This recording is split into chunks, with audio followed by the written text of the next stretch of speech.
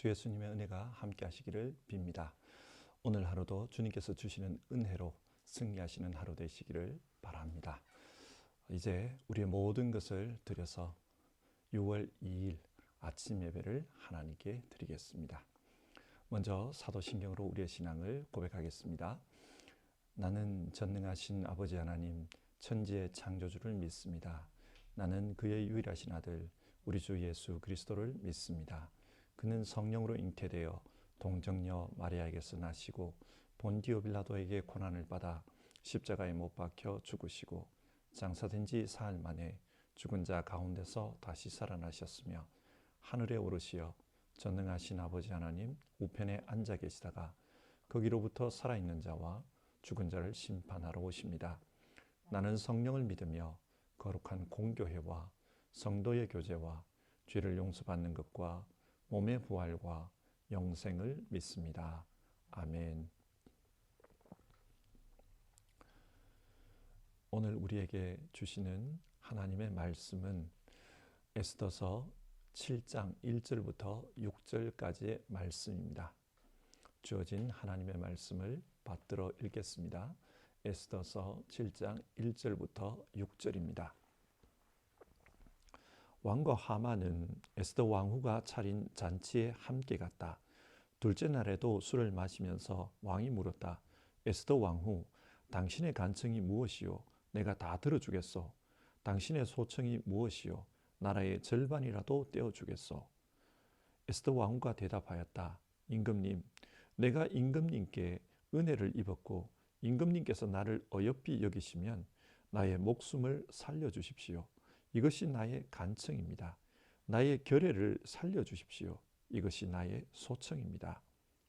나와 내 결례가 팔려서 망하게 되었습니다. 살육당하게 되었습니다. 다 죽게 되었습니다. 우리가 남종이나 여종으로 팔려가기만 하여도 내가 이런 말씀을 드리지 않을 것입니다. 그만한 일로 임금님께 걱정을 끼쳐드리지는 않을 것입니다. 아수에로 왕이 에스더 왕후에게 물었다. 그 자가 누구요? 감히 그런 일을 하려고 마음을 먹고 있는 자가 어디에 있는 누구인지 밝히시오. 에스더가 대답하였다. 그 대적, 그 원수는 바로 이 흉악한 하만입니다. 에스더의 대답이 떨어지자마자 하만은 왕과 왕후 앞에서 사색이 되었다. 아멘. 오늘은 에스더서 4장부터 7장까지의 말씀으로 설교하겠습니다.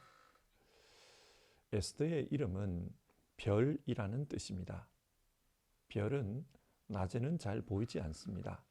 그래서 그 존재를 확인할 수 없습니다. 그러나 어둠이 내리고 사방이 캄캄해지면 별의 존재는 분명하게 드러납니다. 그처럼 하나님도 그렇습니다. 하나님은 임마누엘 하나님입니다. 늘 자기 백성과 함께 계시는 분이십니다. 그러나 인간은 그런 하나님을 볼 수 없습니다. 그렇기 때문에 많은 분들이 하나님의 존재를 의심합니다. 하나님이 어디 있느냐? 회의적인 질문을 던집니다. 그런데 하나님은 자기 백성에게 자기 스스로를 드러내십니다. 성경은 하나님의 자기 계시에 대해서 우리에게 말씀해 줍니다.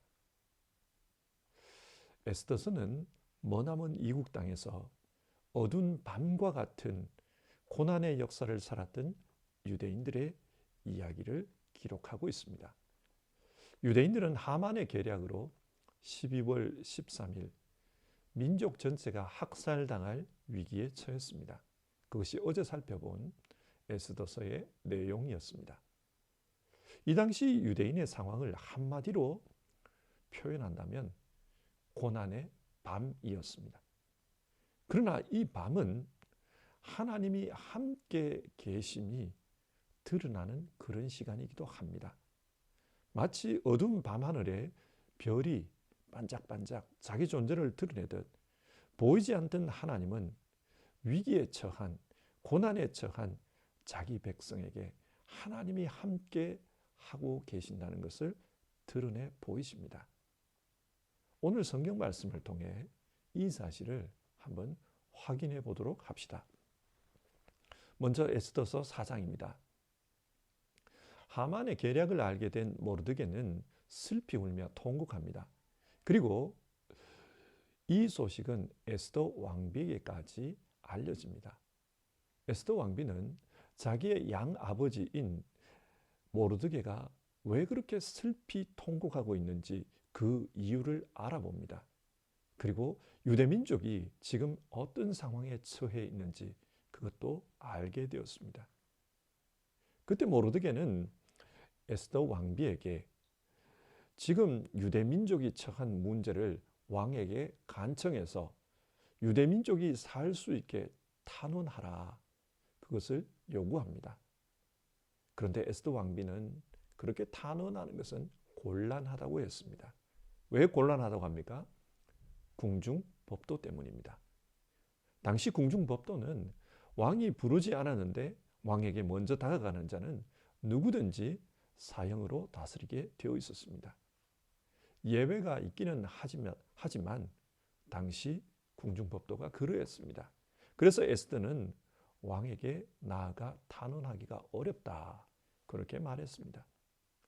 그리고 왕이 자신을 부르지 않은 지가 벌써 30일이나 되었다고 합니다. 이 말은 왕이 에스더 외에 다른 후궁들에게 관심이 있다는 뜻입니다. 그렇기 때문에 이런 상황에서 왕을 찾아가는 것이 위험하다, 그렇게 답한 겁니다. 이 말을 들은 모르드게는 에스더를 아주 강하게 질책합니다. 4장 13절인데요. 왕후께서 궁궐에 계시다고 하여 모든 유다 사람이 겪는 재난을 피할 수 있다고 생각하십니까? 유대인들이 학살당하면 당신은 무사할 줄 압니까? 당신도 위험합니다, 그런 뜻입니다. 그렇기 때문에 지금 궁중법도를 따지고 있을 때가 아니라는 것입니다. 그리고 14절, 이런 때에 왕후께서 입을 다물고 계시면 유다 사람들은 다른 곳에서라도 도움을 얻어서 마침내는 구원을 받고 살아날 것이지만 왕후와 왕후의 집안은 멸망할 것입니다. 다른 곳에서 도움을 얻는다, 하나님의 도움을 말합니다. 하나님은 에스더가 아닌 다른 사람을 통해서라도 반드시 유대인을 구원할 것이다. 모르드게는 하나님에 대한 분명한 신뢰를 가지고 있습니다. 그런데 왜 왕후와 왕후의 집안은 망할 것이라고 합니까? 왕후가 유대인이라는 것이 드러나면 왕후의 정적들이 가만히 있지 않을 것이기 때문입니다. 저 왕후도 죽여야 한다, 폐위해야 한다, 그런 주장들이 사방에서 일어날 것입니다. 그러면 에스더의 안위도 위험해지지만 동시에 에스더에게서 태어난 왕자와 공주도 위험해질 것이다, 그 말입니다. 그러면서 모르드게는 왕후께서 왕후의 자리에 오르신 것이 바로 이때를 위함인지 누가 압니까? 그런 말을 합니다. 어쩌면 하나님께서 이 위기 가운데 유대 백성을 구원하라고 당신에게 왕후의 자리를 준 것은 아닐까요? 그렇게 말하고 있는 겁니다. 하나님의 섭리, 하나님의 예비하심을 한번 생각해 보라는 겁니다. 이런 말을 들은 에스더는 모든 유대인들에게 자신을 위해 사흘 동안 금식 기도해달라고 부탁합니다. 그리고 자신은 궁중의 법도를 어기고 왕에게 나가겠다고 합니다. 그러면서 16절, 그러다가 죽으면 죽으렵니다, 그렇게 말합니다. 자기가 아무런 백도 없는 자기가 왕후가 될 수 있었던 것은 하나님의 도움이 없으면 불가능했습니다. 그런데 그 하나님께서 이때를 위해 자기를 준비해 두신 것이라면 이때를 위해 쓰임 받겠다는 것입니다. 그리고 혹 그러다가 하나님이 죽이시면 죽겠다, 모든 것을 하나님께 맡기고 그렇게 나아갑니다. 자, 이어서 5장입니다. 에스더는 금식 기도한 후에 왕에게 나아갔습니다. 근데 여러분, 이때 에스더의 심정이 어떠했을까요? 만약 왕이 그녀를 반기지 않으면 그녀는 궁중법도에 따라서 당장 죽임을 당할 것입니다. 어떤 심정이었겠습니까? 그런데 그 순간 하나님께서 에스더를 도와주십니다. 왕의 마음을 움직여 주셨습니다. 그래서 2절을 보면 왕이 에스더 왕후가 뜰에 서 있는 것을 사랑스러운 마음으로 바라보고, 성경 그렇게 말합니다. 왕은 사흘간 금식하고 초췌한 모습으로 나타난 그 에스더를 사랑스럽게 바라보았다고 합니다. 인간적인 생각을 한번 해봅시다. 왕궁 안에 화려하게 자기를 꾸민 그런 왕의 여인들이 있습니다. 그런데 사흘 동안이나 아무것도 먹지 않고 잠도 자지 않은 그런 모습으로 에스더가 왕을 찾아왔습니다. 화려하게 꾸민 그 여인들과 초췌한 모습의 에스더, 그 둘을 비교하면 에스더가 과연 아름답게 보였을까요? 그런데 왜 왕은 그녀를 사랑스러운 마음으로 바라보았을까요? 하나님께서 도와주신 것입니다. 하나님께서 왕의 마음을 움직여 주신 것입니다. 사람의 눈에 하나님은 보이지 않습니다. 그러나 보이지 않는 그 하나님은 지금도 우리와 함께 하시는 분이십니다. 그래서 자기 백성을 도와주십니다. 왕은 궁금했습니다. 왕후가 궁중 법도를 어기면서까지 자기를 찾아온 이유가 무엇일까? 궁금해서 왕후에게 물어보았습니다. 그러면서 원하는 것을 말하면 나라의 절반이라도 떼어주겠다, 그렇게 약속합니다. 그때 에스더는 왕이 좋으시다면 오늘 내가 베푼 잔치에 하만과 함께 참석해 주십시오, 그렇게만 말합니다. 왕은 거절할 이유가 없었습니다. 그래서 하만과 함께 그 잔치에 참석했습니다. 너무 궁금했습니다. 그래서 또다시 물었어요. 당신이 진짜 원하는 것이 무엇이요? 그때 에스더는 또 말하지 않습니다. 내일 잔치에 두 분이 참석하면 그때 말하겠습니다, 그렇게 대답합니다. 에스더는 굉장히 지금 신중해요. 혹시 이것을 잘못 말했다가 잘못된 결과가 오면 어떡하나 굉장히 신중합니다. 아마 그 당시 마음으로는 하나님의 도우심을 간청하며 기도했을 것입니다. 그런데 그날 하만은 자신을 불쾌하게 만드는 그 모르드게를 죽이기 위해 50자짜리 장대를 자기 집에 세웠다고 합니다. 50자 그러면 오늘날 단위로 바꾸면 23m예요. 아주 높은 장대입니다. 왕에게 모르드게를 죽여도 좋다는 허락을 받기 위해서 이 하만이 저녁에 왕궁으로 갔다고 합니다.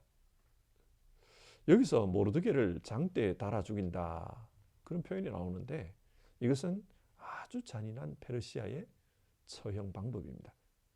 장대로 사람의 몸을 찔러 죽인 다음에 장대가 몸을 관통하게 해서 그 장대에 사람을 그대로 매달아 놓는 방식입니다. 하만의 계획은 아주 잔인하게 모르드게에게 자기의 그 마음의 앙금을 보복하는 겁니다. 아주 잔인하게 보복해 주겠다, 그겁니다. 이어서 6장입니다. 하만이 왕에게 허락을 받기 위해 왕궁에 갔을 때 그때 왕은 무엇을 하고 있었는가? 이상하게도 그날따라 잠이 오지 않았다고 합니다. 그래서 왕은 궁중실록을 읽고 있었습니다. 근데 하필 하만이 찾아온 그 순간 왕은 몇 년 전 모르드게가 왕의 암살 음모를 알아내서 왕에게 보고했던 그 부분을 읽고 있었습니다. 왕은 모르드게로 인해 자신이 살았다는 것을 알게 되었습니다. 그런데 그런 모르드게에게 상을 내렸다는 기억이 없어요. 그래서 알아봤습니다. 내가 상을 내렸나? 내리지 않았다는 거예요. 그래서 그 모르드게에게 가장 큰 상을 내리고 싶었습니다. 그리고 마침 왕궁에 와 있던 하만에게 묻습니다. 가장 귀한 사람에게 어떻게 상을 내리면 가장 크게 상을 내렸다고 생각할까? 그것을 하만에게 물었습니다.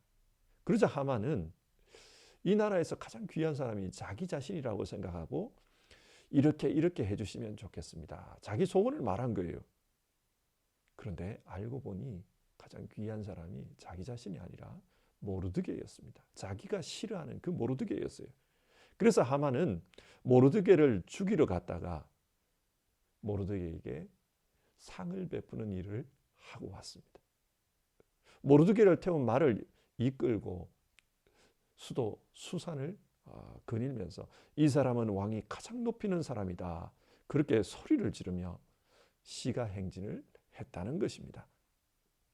여러분, 성경이 지금 무엇을 말하고 있습니까? 그날 밤 모르드게는 죽음의 위기에 처해 있었습니다. 어두운 밤이었습니다. 그런데 하나님은 그런 모르드게를 살리기 위해 왕으로 하여금 잠이 오지 않게 했고 또 궁중실록을 읽게 했습니다. 그리고 모르드게를 죽이려고 했던 그 하만으로 하여금 모르드게의 공적을 사람들에게 알리는 그런 역할을 하게 했습니다. 하나님은 우리 눈에 보이지 않습니다. 마태복음 6장에서 예수님이 말씀하신 것처럼 하나님은 은밀한 가운데 계시는 분이십니다. 그러나 하나님은 은밀한 가운데 계시면서 자기 백성을 지키시고 또 원수의 악한 계략으로부터 자기 백성을 구원해 주십니다.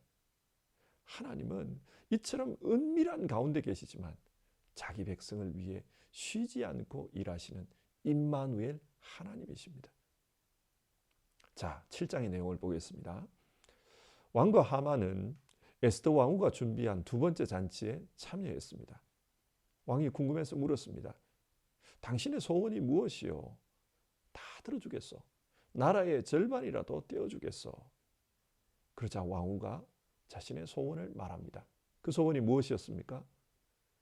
자기 자신과 자신의 민족을 살려달라고 했습니다. 왕이시여, 나를 살려주십시오. 왕의 입장에서는 당황스러운 대답이었습니다. 누가 언제 왕후를 죽이려 했다고 살려달라고 하는가? 왕은 당황스러웠어요. 이어서 에스더가 이런 말을 합니다. 7장 4절인데요. 나와 내 결애가 팔려서 망하게 되었습니다. 살육당하게 되었습니다. 다 죽게 되었습니다. 왕은 이 말이 무슨 말인지를 못 알아들었습니다. 그래서 에스더는 지금 유대 민족에게 일어난 일을 소상하게 왕에게 설명해 주었습니다. 그해 12월 13일이 되면 유대 민족이 학살을 당해 죽도록 전국에 조서가 내려졌다. 그것을 왕에게 말했습니다. 이 이야기를 들은 왕이 분노했습니다. 누가 감히 그런 일을 꾸몄단 말이요. 왕은 자기 자신이 이 일을 한 걸 몰랐습니다. 왕은 인장 반지만 주었지 그 조서를 직접 작성하지 않았기 때문에 그 조서의 내용을 몰랐던 겁니다. 그래서 누가 그런 내용의 조서를 작성했는지 밝히 말하라. 그렇게 추궁합니다. 6절, 그 사람은 바로 저 대적 하만입니다. 에스더는 하만이라고 했습니다. 여러분, 이 당시 상황을 한번 상상해 봅시다. 저 사람 하만입니다. 그 말을 할 때 하만의 모습은 어떠했을까요? 6절을 보면 사색이 되었다고 합니다. 왜 사색이 되었을까요? 하만은 몰랐습니다. 왕후가, 에스더 왕후가 유대인이라고는 꿈에도 생각하지 못했던 것입니다. 결국 자신이 한 일을 돌아보면은 왕후를 죽이기 위해서 덤벼든 꼴이 되고 말았습니다. 왕후에게 대든 것입니다. 이 말을 들은 왕은 당황스러웠습니다. 어찌할 바를 몰라 그 자리를 박차고 일어났습니다. 지금까지 하만을 그렇게 믿고 모든 것을 하만에게 맡겼는데 하만이 뒤통수를 제대로 때린 것입니다. 왕은 아마 후회했을 거예요. 모든 국정을 하만에게 맡기고 자기는 허랑방탕하게 살았던 그 모든 삶에 대해서 후회했을 것입니다. 왕은 복잡한 마음에 왕궁 안뜰로 나갔습니다. 그런데 그때 하만은 왕후에게 목숨만 살려달라고 그렇게 애걸 합니다. 나는 당신이 유대인인 줄 몰랐습니다. 아마 그렇게 말하면서 목숨만 살려달라고 애걸 했을 것입니다. 그렇게 애걸하고 있는 순간 왕이 들어왔습니다. 이 장면을 보고 왕은 더 화를 냅니다. 내가 집안에 있는데도 저놈이 내 왕후를 범하려고 하는구나. 그렇게 소리를 치며 화를 냅니다. 그리고 당장 하만을 처단하라고 합니다.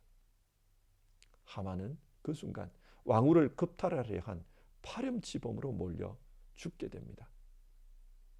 하만은 그날 저녁 자신이 모르드게를 죽이기 위해 만들어 놓은 그 장대에 달려 자기가 죽게 되었습니다. 여러분, 성경이 무엇을 말합니까? 이것은 하나님의 심판입니다. 하나님께서 하만을 심판하신 것입니다. 창세기 12장 3절, 하나님께서 아브라함을 부르시면서 이런 말씀을 하셨습니다.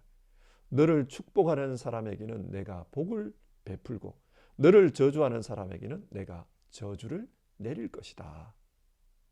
하나님은 자기 백성을 사랑하시는 분입니다. 그래서 자기 백성에게 복을 베푸는 자에게는 복을 베풀고 자기 백성에게 저주를 베푸는 자에게는 저주를 내릴 것이다. 그렇게 말씀하셨습니다. 이런 하나님께서 지금 이스라엘 백성이 억울한 일을 당하는데 그것을 가만히 보고만 있을까요? 그렇지 않습니다. 하나님은 자기 백성을 저주하는 그 하만에게 저주를 내렸습니다. 이것은 하나님의 심판이었습니다. 자, 오늘 성경을 정리해 봅시다. 성경이 무엇을 말합니까? 하나님은 영이시기 때문에 우리 육신의 눈으로는 볼 수 없습니다. 하나님은 우리 눈에 보이지 않지만 임마누엘, 우리와 함께 하시는 분이십니다. 오늘 성경 그것을 말씀합니다. 그렇기 때문에 자기 백성이 어려움에 처했을 때 하나님은 자기 백성을 위해 싸우십니다. 유대민족이 하만 때문에 캄캄한 밤과 같은 어려움을 만났을 때 하나님은 모르드게와 에스더를 통해 함께 하시면서 하만과 싸우십니다. 그래서 하만이 모르드게를 죽이려고 할 때 하나님은 왕이 잠이 오지 않게 해서 왕궁에 실록을 읽게 했고 그 실록의 내용으로 말미암아 오히려 죽을 위기에 있었던 모르드게에게 큰 상을 받게 해주십니다. 그리고 에스더가 두렵고 떨리는 마음으로 금식하고 기도하며 왕 앞에 나아갔을 때 하나님은 왕의 마음을 움직여 주셨습니다. 그래서 자기 민족에게 처한 그 문제가 해결될 수 있도록 길을 인도해 주셨습니다. 성경은 이 모든 사건 뒤에 보이지 않는 하나님의 역사가 있었음을 암시하고 있습니다. 하나님은 우리 눈에 보이지 않지만 은밀한 가운데 일하시며 자기 백성을 지켜주십니다. 특히 자기 백성이 어려움에 처했을 때 그 어려움이 변하여 찬송이 되도록 하나님이 역사하십니다.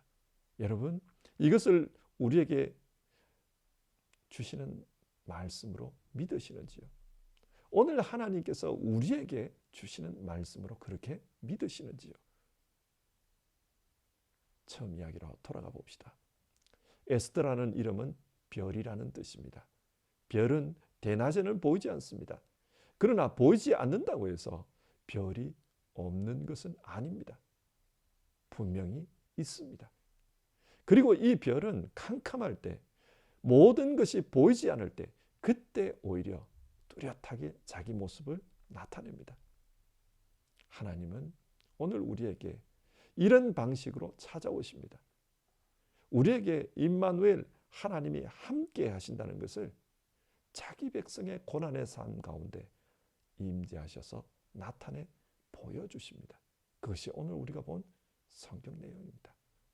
하나님은 지금도 우리에게 그렇게 역사하고 있다는 것을 믿으며 우리 모두 살아갑시다. 하나님은 우리와 함께 하십니다. 찬송가 370장 주 안에 있는 나에게 우리 1절과 2절 부르고요. 같이 기도하는 시간 가져봅시다.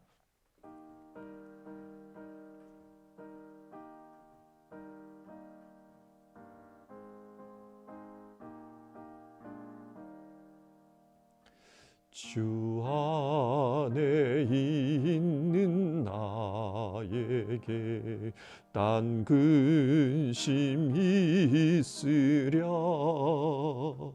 십자가 밑에 나가 내 짐을 풀었네 주님을 찬송하면서 할렐루야 할렐루야 내 앞길 멀고 험해도 나 주님만 따라가리 그 두려움이 변하여 내 기도 되었고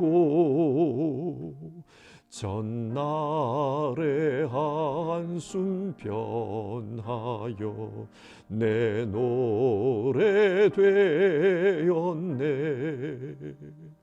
주님을 찬송하면서 할렐루야 할렐루야 내 앞길 멀고 험해도 나 주님만 따라가리.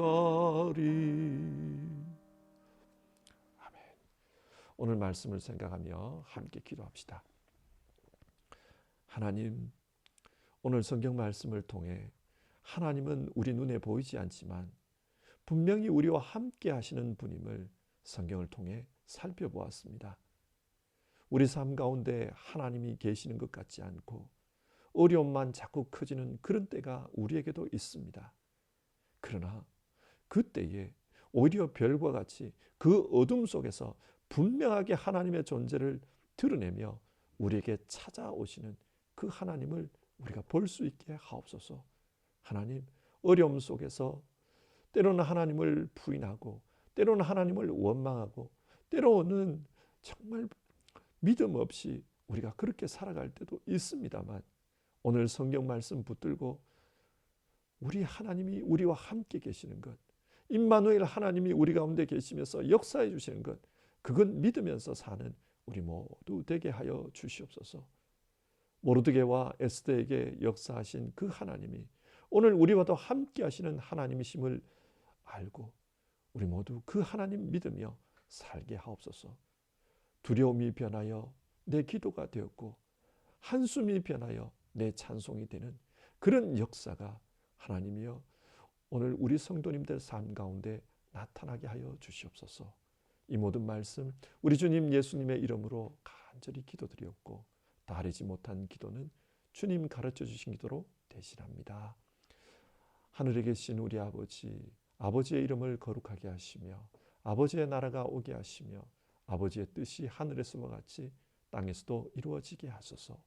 오늘 우리에게 일용할 양식을 주시고 우리가 우리에게 잘못한 사람을 용서하여 준 것 같이 우리 죄를 용서하여 주시고 우리를 시험에 빠지지 않게 하시고 악에서 구하소서. 나라와 권능과 영광이 영원히 아버지의 것입니다. 아멘.